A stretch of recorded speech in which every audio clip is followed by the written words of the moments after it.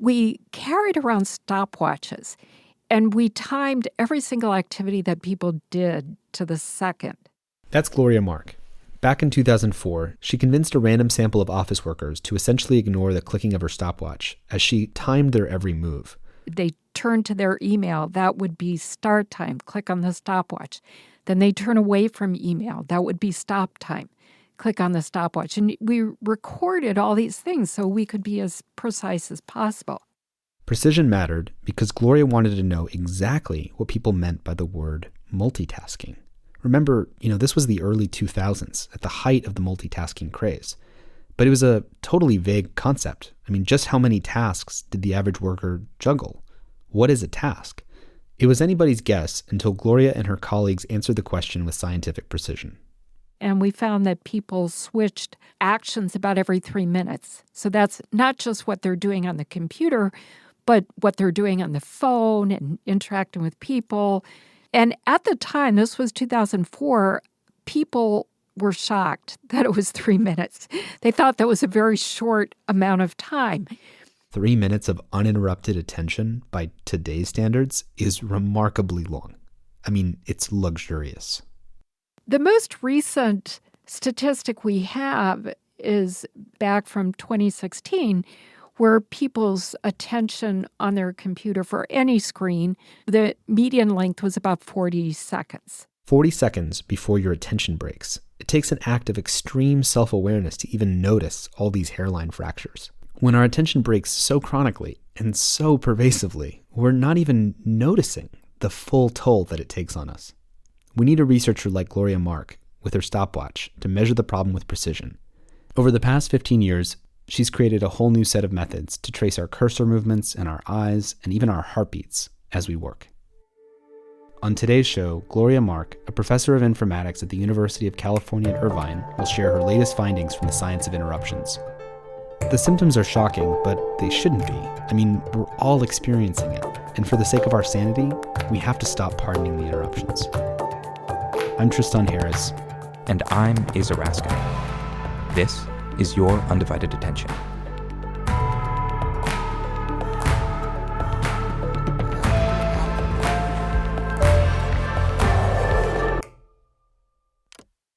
We're surrounded by distractions, and yet they're invisible to us. I want to know, how did you start noticing this thing we can't notice?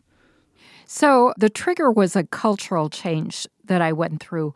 And whenever I do research, it's always inspired by some kind of personal experience. And so I moved in the year 2000 from Germany, where I had been living for some time, back to the U.S. When I was in Germany, there was a common practice that you would go out to lunch with your colleagues, and then we would take a walk around this campus. It was a beautiful campus. It's called a round. You just take a round, and then you get back to work. And I come to the U.S., and it was all I could do to buy a sandwich between my classes or between classes and a meeting, rush back to my office and sit in front of my computer and eat my lunch. And as I walked down the hall, all my colleagues with their doors open were doing exactly the same thing because we just didn't have the time to do all these things. So I really, really began to wonder, to what extent do other people experience this? And so that's how I became interested in distractions, interruptions, multitasking. Are there a lot of people besides you working on just measuring and seeing what's happening to our attention? There are some researchers. I wish there were more. I find this topic to be so profound and so important. And I just wish that there would be an entire field around this topic. It's not just computers, though. It's just a wider spectrum across society. I was just recently looking at statistics on television viewing, and there's something called the average shot length or median shot length. And I found a site that had tracked these shot lengths over the years, and it's actually quite short. It's amazing. And so actually, I'm looking at this graph now, and I see that if we're looking at average shot length, it was about 13 seconds in the 1950s, and the last year they have is 2010, and it's probably about 3.5 seconds. Wow. And similar things in films. It depends on the director. But the shot lengths also seem to be decreasing. So we're getting bombarded from all directions. And I'm not sure of the cause and effect. I'm not sure if people are being trained to have short attention spans from TV and films and then applying it to computers, or if their short attention spans have developed from computer activity. But I will say that, when people go on a computer, we have access to more information and more people faster than we ever have had in history. And so that just feeds into the natural curiosity of humans. Wasn't in one of your studies you mentioned, I know that there's probably a more recent stat now, but how many hours information workers spend in their email? People average about 74 times a day checking their email. But each time they check their email, they spend about 32 seconds on average. So you can imagine all these interruptions that are happening throughout the day, checking the email and spending this amount of time and then having to reorient back to work. I remember the high percenter sample checked it 435 times a day. Wow. Oh, my God. Wow. Yeah. I'm really curious, what happens? Like, in that moment, you get distracted or you self-interrupt, you go to your email. What does the process look like to get back to what you were doing? Well, so people have to cognitively reorient to where they were. And this is an extra cognitive load, right? Because you have to recall, for example, where you were, if you're working on a document, what was your train of thought before you got interrupted. And I want to mention one thing that I think is very relevant. We looked at types of interruptions, and we tend to think of interruptions as only coming from external identifiable sources like email notifications or social media notifications. But about half of all interruptions are due to oneself. We call these self-interruptions. Half of interruptions are coming from the inside. From the inside. So the way to explain it is that you're observing someone and they're typing in a Word document, and then for no explainable reason, they suddenly stop and they check email, or they stop and they pick up their phone, or they stop and they just look up something on the web, which may or may not be related to what they're doing. I found this part of your research on self-interruptions profound because you have sort of a theory about how these external interruptions beget internal or self-interruptions. Yes. So we had looked at the data, and we divided the data into hourly segments. So we had collected a fair amount of people because we're tracking them over multiple days. And the frequency of what we call external interruptions, that's from, say, email notifications, some external source. And we looked at the frequency of what we call self-interruptions. And we find that when the external interruption frequency wanes, it's very interesting. The internal interruptions tend to kick in. And it's as though people are just habituated to being interrupted, to having these short attention spans. And if the interruption is not coming from some external source, then people self-interrupt. One of your studies, you cut off information workers from email for 5 days. What happened? Yes, we did. We had people walking around the office wearing heart rate monitors. So we measured them for a week, and we got their average stress experience. And the next week, email was cut off. And when email was cut off, people became significantly less stressed and focused significantly longer.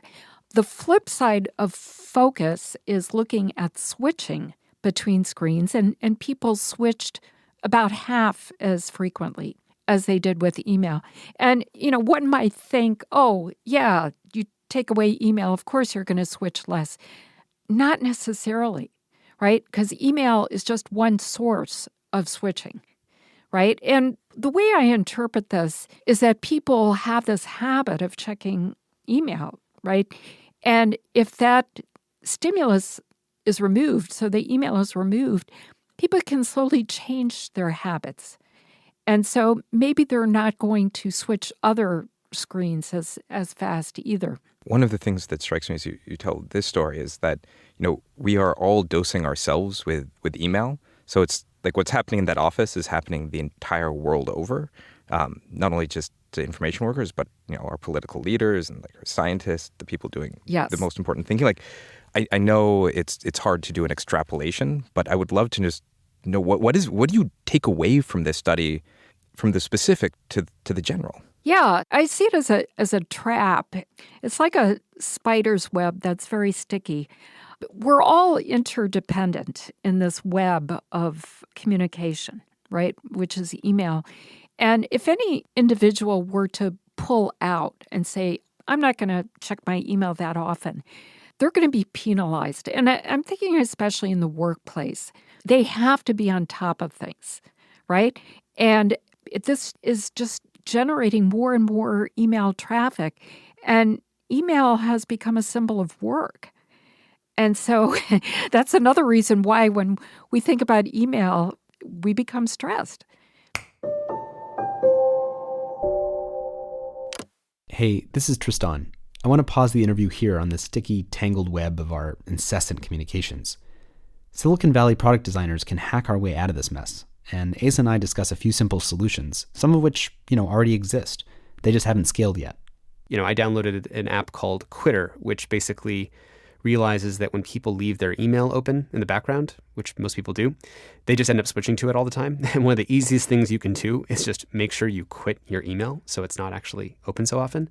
So what Quitter does is it lets you set up, here are the apps on my Mac, whether it's Slack or email or messaging, that it just automatically hides them on a timer. So after 5 minutes, it can either automatically hide them or automatically quit them. And that's great, but no one's ever heard of this thing called Quitter. And imagine that that's built into the way operating systems work. Or another example is full screen mode. So, not too many people, I bet, use the full screen button on reading an article or writing something in Google Docs. But I've found that it's super helpful if you go full screen on something. And Asa, I remember you used to even set up 2 different computers side by side. Yep, and I still do that. I don't have Slack or other communication on my big work computer, my desktop computer, and I only do communication on my iPad so that I have clean separation of space and mind, and so I can't spin out that way. And our attention just isn't just going into the screen. It's also being occupied when we're off the screen and we're worried about missing that email that I know is going to come in. And if I miss it, what's going to happen? So, imagine that the sort of mandate for every company is attention minimization, that I'm not just minimizing people's attention on the screen. I'm also thinking about genuinely, how am I occupying attentional footprints in their mind off the screen? So a simple example is, imagine if every messaging communication app lets you say, this is something I want to say, but send it later.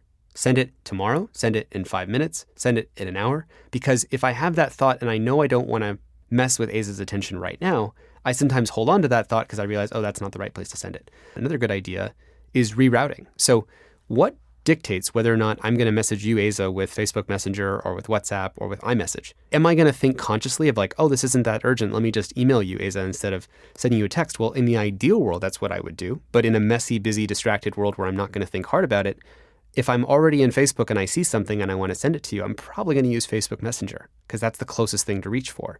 So imagine if all messaging apps had this sort of rerouting mechanism where, when you start an email, it's very easy to reroute to WhatsApp, or it's very easy to reroute to iMessage. And when you start an iMessage, it's really easy to reroute to email. Because right now that's hard, and especially when we don't distinguish between things that genuinely are urgent, that are worth interrupting for, versus things that are not. That's a huge issue. Mm-hmm. If we can get just a few designers in the room with the simple mandate to minimize user engagement, and to maximize the attention on the things that we actually care about, then the ideas will grow exponentially.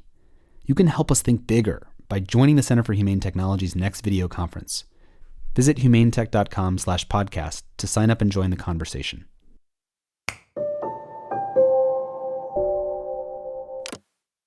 I have some stats here in front of me from Rescue Time. Rescue Time is a product that people install on their desktop. It tracks basically your usage across different apps and gives you charts and graphs and does that across devices. And so they track that 40% of productive time at work is spent multitasking. Only about an hour and 12 minutes of uninterrupted productive time per day. 70% of all emails received were opened within 6 seconds of their receipt. When you check an email, it takes an average of 64 seconds to resume an original task. Another study found that when an email involves doing something outside your inbox, it takes over 9 minutes to return to your original task. And, a lot of these studies were done before the age of Slack and before the age of... Yes, I'm not surprised at all by those statistics. That's what I would expect. Also, these stats about the amount of time that it takes to get back to a task after you do email, I'm not surprised at that either, because we found that when people were interrupted, it took them about 25 and a half minutes to get back to the original task. But the reason is we're looking at a different kind of granularity.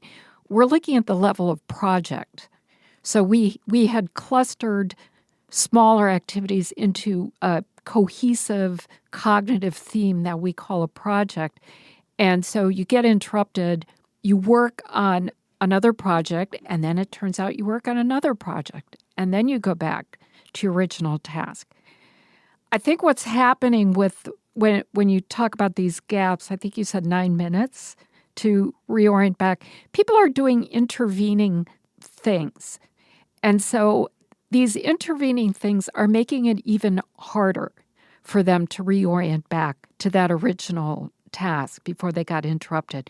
So their focus keeps shifting. That 25.5-minute stat is also... That's sort of mind-blowing. Just putting into context, just typed it out. I think that's 2.5% of your waking day is trying to return back to the task you got interrupted from.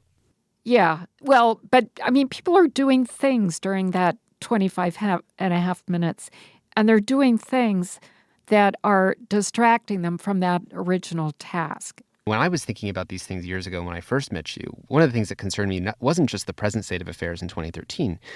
I felt like you did, Gloria, that, when you came back to the U.S. from Germany and that slow clock rate lifestyle and then moving to the hyper fast, squeeze your luncheon clock rate lifestyle, that I was getting a sneak preview of the future. So when I landed at Google in 2012, it was the first time I'd worked at a company that big, that had, just boatloads of email coming in every single day, just an insane barrage of information.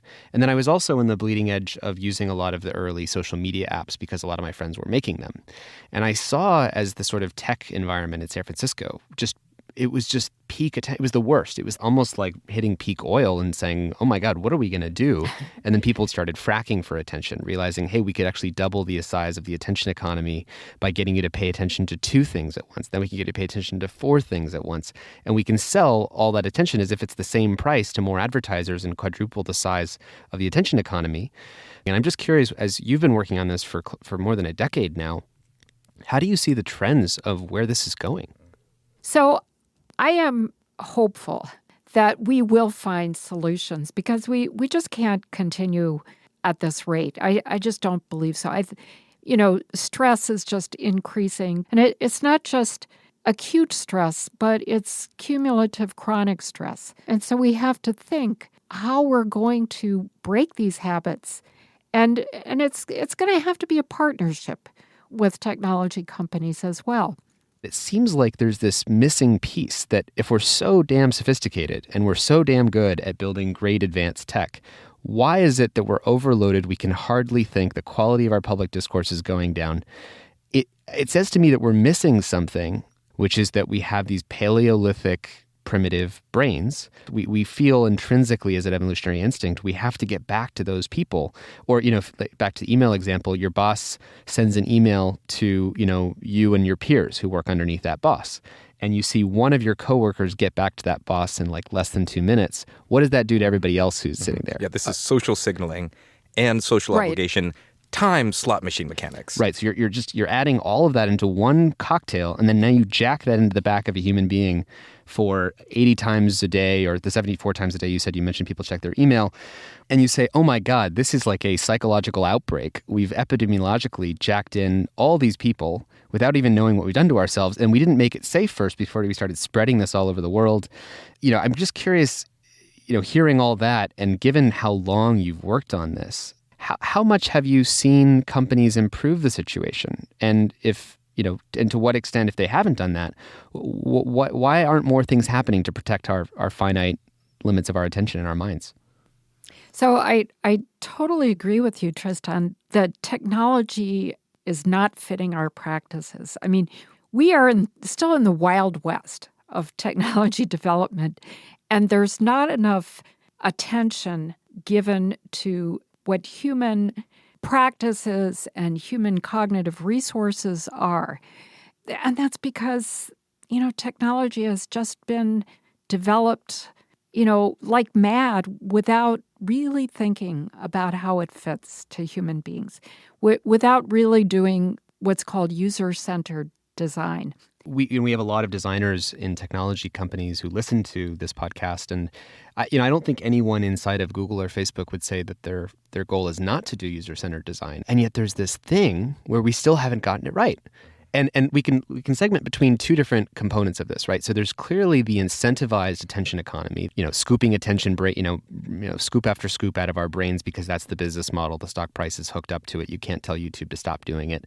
That's one thing. But then there's this other part, like their email and text messaging. These are not, Gmail does not just want to rake in the cash and pump up the stock price by just making people stressed and burnt out on email every day.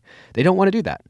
iMessage doesn't want to do this with text messages. WhatsApp doesn't want to do this with WhatsApp. So why haven't, for these neutral communication products, like there could be just this design renaissance. What do you think, those designers of those products, the neutral ones, the ones that are communication products especially, that they need to hear or understand? Yeah, so I believe that they're just trying to think about very short-term kinds of goals. How can we design a technology so that it's user-friendly? But the deeper, farther-reaching goals are things like the user should have agency and control over their actions.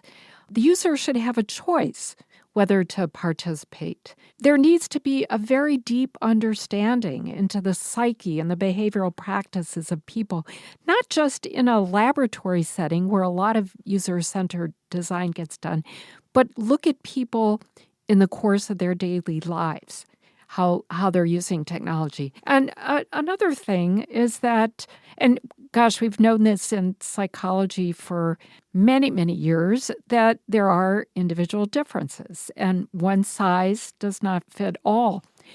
And so we've tested interventions, and they tend to have this premise that it's one size fit all. And it turns out that there are some people who actually are pretty good at self-regulating. And if those people, maybe they just want a little bit of self-regulation, or they want to be able to regulate distractions in certain contexts, but not in all contexts. But using a lot of these interventions actually harms people who have good self-regulation ability. It actually increases their cognitive load because they're already pretty good at knowing when to take breaks and when to get back on track. But the flip side is there are a lot of people that are just very susceptible to distractions, that don't have this ability to self-regulate, and they do need support. User-centered design needs to approach this problem in a much deeper way. What is that goal that we're after, and how can technology be designed to help us reach these goals? So if you were to rewrite Facebook's or Twitter's mission statements, like what would your version look like? Well, my version would be, how can we use this technology to help people do things like develop deeper relationships, better social connectedness, to be able to get better support from other individuals? How can we help people achieve a work-life balance? How can we help people achieve goals that are really important to them in life? How can we enable people to do lifelong learning? Because that's what we should be able to do with technology. So one of the things we'll always hear is, and I think you have the perfect purchase to talk about this, is, okay, yeah, those are nice, but how do you metricize those? How do we know when we're succeeding? You would be the best person in the world, actually, to think about how would we know we were succeeding at doing those goals? Well, there are a number of measures that can be used. I don't think there's any single measure. And I do believe that we have to look at how people are using technology in their everyday lives. So we do what we call living laboratories, where instead of bringing people into a closed room laboratory, we go to where people are. And then you can use different methods to try to understand to what extent people are achieving their goals. First of all, want to try to understand what are the goals that each individual wants. And then you take a really deep dive and try to understand, is this technology inhibiting people from getting there, right? And if it is, why? What is it about that technology?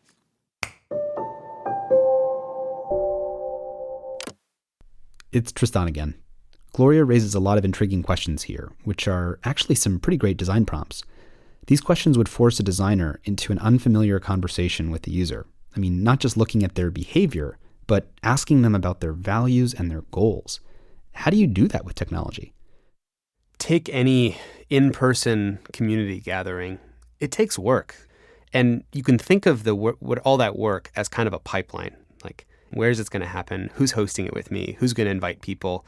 That pipeline right now is really kind of hard. Each step has high drop-off rates. And because it's so hard, people don't do it. But imagine a world where our devices strengthen that pipeline.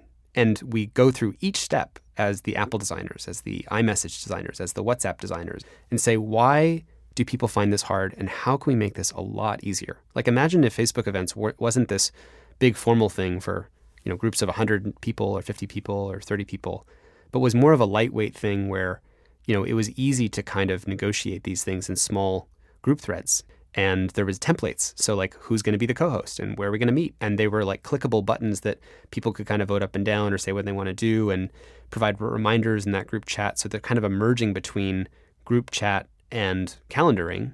And all the design choices were meant to instrument and strengthen that pipeline, because we know that it's a harder thing to do than to simply go by yourself into a wormhole. And I think that's a whole design area, a whole design project that anyone who's working on Facebook events or working on messaging communication applications could easily dedicate resources to and get a huge payoff. Yep. If you want to reimagine the choices people make as they interact with your company's products, check out the Center for Humane Technology's Design Guide.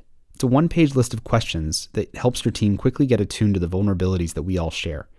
You can download that worksheet at humanetech.com/design guide.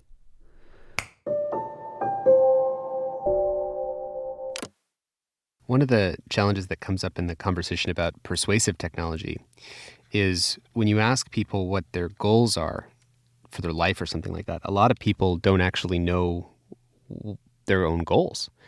And moreover, if you take Instagram's goals, you can actually, as a persuasive technologist, you can colonize the goals of the human social primate sitting in front of you. So I can manufacture a goal of getting you to be addicted to getting attention from other people.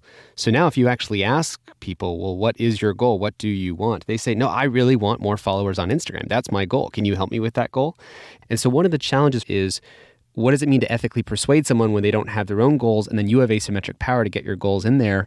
And I think this actually speaks to a second part of the research, Gloria, that you've done that I've found really profound is your research on the predictability of people's personalities. I think it's 100 Facebook likes and you can know someone's big 5 personality traits with different degrees of accuracy. I think it's just 150 to know them better than I think the spouse, and 300 to know better than the person can predict themselves. Right. But that speaks to, okay, well, at least that's gated by whether or not the data is safe. Like, well, maybe we can lock up that data on Facebook likes. Maybe we can protect people's sovereignty so that no one can do that full checkmate hijacking on a human social being. But your research shows something different. What is that?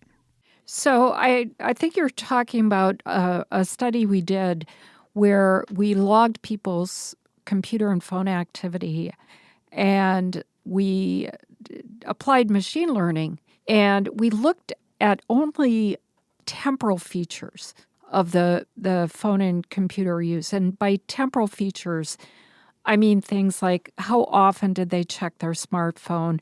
How often did they check social media? Did they check it all at one time? Was it dispersed throughout the day? How routine was the pattern? What is this when they started checking it at the end of day? And so we got a whole lot of different features just about these temporal factors and found on that alone we could predict people's personality traits from the big 5, the ocean traits, with a fair degree of accuracy. Wow.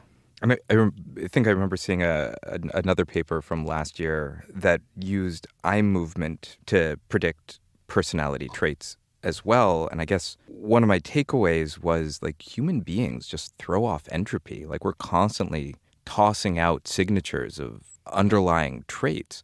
Yeah, and people are getting better and better and more creative at finding ways to discover things about people using technology, using new inventions. So, machine learning is getting better and logging tools are getting better, and people are just becoming more inventive about the kinds of data that they can use. When people go on a number of different social media platforms, what they do is just there for anyone to mine. But we really need to have better methods of preserving privacy or sanitizing data so that we can break this kind of asymmetry of power. Yeah, I mean, I think especially when you realize as people worry about their privacy and the data that they hand over to Facebook, I mean, can you tell Facebook not to collect the sequence of clicks that I'm making through the app? I mean, what does it mean to not collect that? I mean, Gloria, when we met, I think we talked about this. I was at a lab at Stanford, the Persuasive Technology Lab, and the last class was on the future of persuasive technology. And we talked about this future world where you'd have a persuadability profile for every person. Like imagine you had, I think we actually even used the big 5 personality traits as one of the features, just so you know, okay, this person is particularly convinced by appeals to authority. So if I say Harvard University or Stanford University says, or the Brookings Institute says that, this thing is true, you and your mind would be very easily persuaded by that. But maybe you're the kind of person instead that maybe appeals to strong authority leaders, says that. Or your friend Susan. You trust your friend Susan for everything on these specific matters. Increasingly, are we going to get worse and worse at predicting things about people? No, we're going to get better and better and better and increased computational power. So the interesting thing that I see about your work on two sides to link back to distraction and the predictability research, which is that there's 2 ways to predict human beings and to make ourselves predictable. One is you simplify human beings. You take them from their full, rich dimensional complexity and all the things that they might creatively do and all the thoughts that they might be able to have and, the rich expression of their full selves. And you say, no, let's just turn them into lab rats and Pavlovianly condition them to check like little, predictable rats. So let's simplify your thinking. Let's simplify your clicks. Let's actually turn your tweets from big, long paragraphs or long books into here's 100 characters. Let's just make you super predictable. But then that runs out because you can only make people so simple. So let's instead build bigger and bigger supercomputers to predict the other side of it, which is no matter how rich and complex and, unique you are, let's actually just use bigger and bigger supercomputers to predict more and more things about you non-invasively, so we don't even have to attach a sensor, which is what your second paper is about. It's about the ability to predict people's personalities. And once we're predictable, and that predictability is hooked up to asymmetric systems with power that grows exponentially from the profits that they make that get reinvested into bigger supercomputers that are even better at predicting step t plus one, suddenly that's checkmate. So I'm just curious, what do you think of that? I mean, that's a big and dangerous trend that sounds like sci-fi, but we actually find ourselves in that reality right now. Yeah, I'm just wondering as you're speaking, so you've got this one side, which is a very reductionist perspective, and the other side is a much more complex perspective, treating humans as complex beings. And I'm just wondering if at some point people are just going to rebel and go offline, because what other option would there be? I mean, if you're going online and information is being gathered about you to be able to be used for purposes that may not meet your goals, what other options are there for people? Well, this is why I think, this is our project. Our project meaning the collective we, like not just Center for Humane Technology, but we call it humane technology because the point is, as you said, the answer isn't to just unplug from everything and to go into a forest and not use any email, or as you said, you can't do that. There is only one way to solve that, which is to make technology in service of humans being their more full, expressed, creative, unpredictable selves, to be sovereign. So first of all, just curious, since you've studied this for such a long time on the distraction interruption side, you must be the world expert on how you have curated your attentional life, or have you? I mean, what is it like for you, and what do you do? So I am asked this question all the time, and I am not much better than the people I study, I have to admit. I can pull back and objectively look at the problem, but it's a challenge. I am as much sucked into social media and the web and email as everybody else is. I do think, though, that, I come from a psychology background, and, in psychology, we can think about automatic and controlled processing. And a lot of what we do in technology is automatic processing. So checking your smartphone, checking email, checking social media, just kind of surfing mindlessly on the web, these are all automatic kinds of thinking. Now, technology should not be reinforcing us to have these kinds of automatic actions and automatic thinking. Technology should be helping us to think more deliberately about what we're doing with it. So the recommendation that we need to be more deliberate, I agree with. And then it goes back to this point that we should feel a dramatic need to protect the very, very, very finite amount of that deliberate, conscious, choice-making, creative energy that we have. So if I'm giving you the ability to connect with your friends, then... Sorry, I got a text message ironically in the middle of that, so I'm going to say it again. Now I forgot what I was saying. And that's interesting, right? Just to see the way that I'm, like you, Gloria, have studied this topic for about, more than close to a decade now. And my brain I just lose the signal, the thing I was saying just 10 seconds before. And that's actually what is so alarming, as I see us all gasping for air while the air is slowly burning out. And it's like, we're the few people trying to say, we have to just fill the chamber with a ton more oxygen and totally change the incentives so that everyone's not trying to steal oxygen out of the system. I actually think that we need to start with young people because, you've got, I sometimes will be on public transport and I see a 3-year-old kid playing with their parent's smartphone. And I'm thinking, oh man, that's just really bad. It's bad training because these kids are developing habits so young. But, can we counteract that? Can we do something so that kids don't develop the habits, so that kids can learn resistance and they can learn that they can get gratification from so many other things. Studies show that taking a 20-minute walk outside can make people significantly in a better mood with more positive affect. They don't have to be on their phones for the whole time. Well, and to your point, Gloria, about, the power of a walk, I mean, the premise of this larger project that we, with the Center for Humane Technology, are trying to call designers into all of us, making this change together, is by better understanding these invisible dynamics in human nature. Like you just mentioned a fact, which is that a 20-minute walk, as simple as that, can make a profound difference for someone's well-being. And, back in a talk I made, I think it was like 4 or 5 years ago now, a simple change to the Google Calendar invite system. If you're inside of a corporation, use Google Calendar and it says, which room do you want to book? And no one ever thinks beyond the menu. The menu is, well, which room do you want to book? Sounds like a pretty good menu. There's lots of rooms. We'll automatically calculate which ones are available, not already booked, etc. And the design meet demo... outside. You could meet outside. Exactly. Yeah, well, that's what the demo did. So I had this design, showing that, hey, imagine it let you, based on the duration of the meeting that you're booking, say, oh, there's a 30-minute walking loop, there's a 1-hour walking loop, and it let you set those up for your company. And then boom, just like that one little change, and like 10, 15% more people are just on walking meetings more of the time because we don't actually even want to meet in rooms. And so invisibly, because our cognition's overloaded, we're just going with the default choices, picking from menus that have been pre-chosen by some basic, algorithm that's picking from a set of data objects which happen to be rooms and managed perfectly through this optimization engine, but it has nothing to do with the well-being ecology of a social fabric or what makes a life well lived. And I think that's just the thing I want to end on is how do we think about this at multiple different levels at the same time?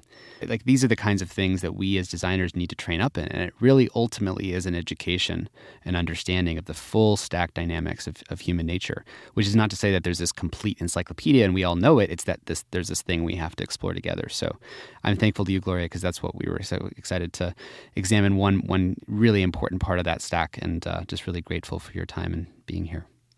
Oh, it was my pleasure, and thank you for giving me the opportunity to talk about this.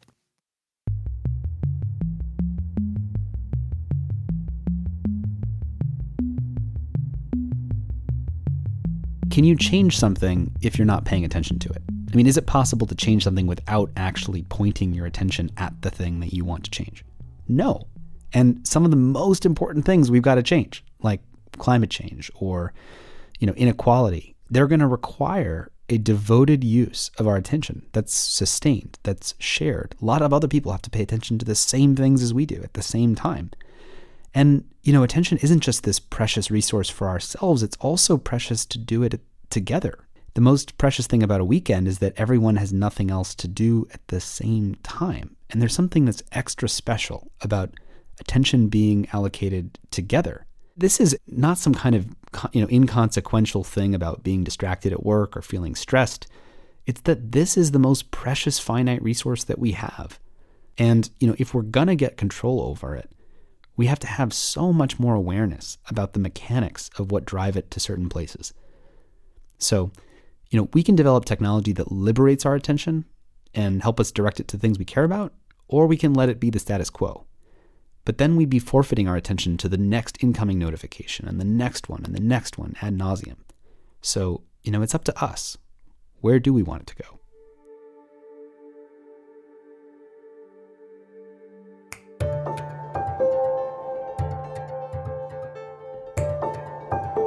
Your Undivided Attention is produced by the Center for Humane Technology.